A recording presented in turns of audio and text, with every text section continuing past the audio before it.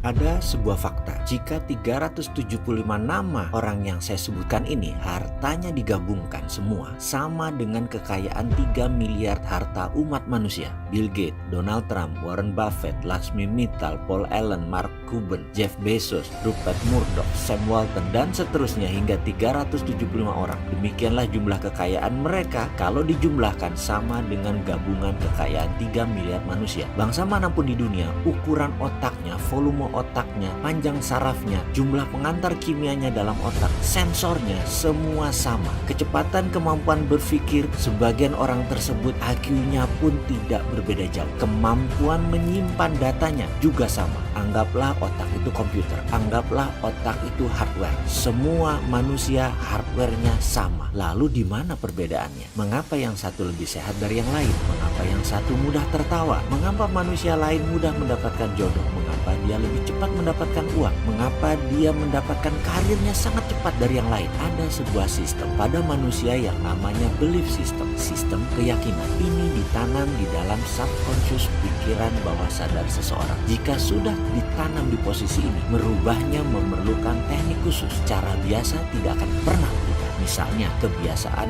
merokok. Maaf, saya mengambil contoh merokok karena mudah difahami. Saya tidak merokok, namun saya bukan anti perokok. Prinsip saya merokok itu baik, tidak merokok jauh lebih baik. Itu hanya sebuah pemahaman dan pengambilan posisi melihat sesuatu. Kembali merokok sebagai contoh. Dalam iklan TV secara vulgar ditulis merokok bisa menyebabkan kanker, gagal janin, penyakit paru-paru, dan lain sebagainya. Dibacakah oleh setiap rokok? Ya, dibaca. Berhentikah karena takut mereka? Tidak. Mengapa? Inilah kerja otak. Otak conscious yang menguasai informasi pengetahuan hanya menguasai 12% dari tindakan. Subconscious, pikiran bawah sadar, menguasai 88% dari tindakan. Informasi tadi hanya menempel di conscious, tidak menggerakkan otak, hanya menempel di 12%. Otak subconsciousnya tetap menganggap rokok itu nikmat. Itulah yang dilakukannya. Kita kembali ke prosperity conscious, kesadaran kemakmuran, IQ kaya, tulang kaya, balung sugih, apapun itu. Ini adalah software kaya yang mereka miliki. Kesadaran kaya atau software kaya tadi, 376